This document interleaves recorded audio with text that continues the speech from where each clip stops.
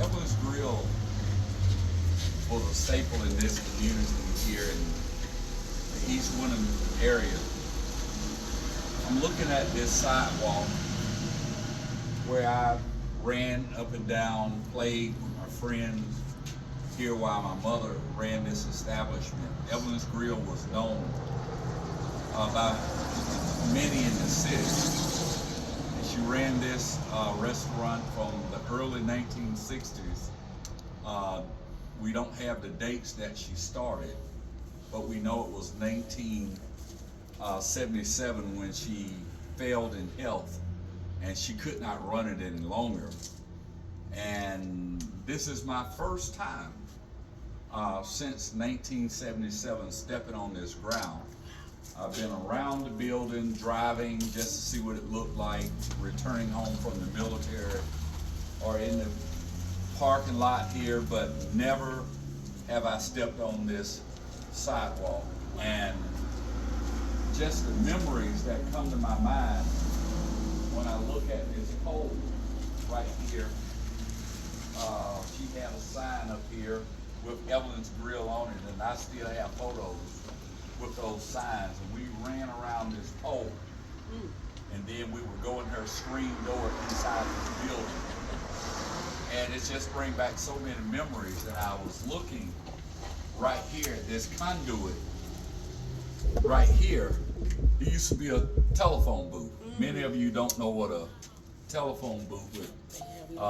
South Central Bell had a phone here, and my mother argued with so many guys that would come up here and get their loads of nickels to put in that phone, and she couldn't make phone calls, or people could not call her because they didn't have cell phones. And she would come out here and she would get real colorful right here at this spot. But right under this window, right next to the phone booth, I had, in the summertime, this is where I was able to make my money to go to the fair. I had a snow cone stand right here. And it was a cooler with crushed ice. And I had my syrups right here. And I couldn't have been no more than 7 or 8 years old. And I knew how to make money. That was a nickel also for the snow cone.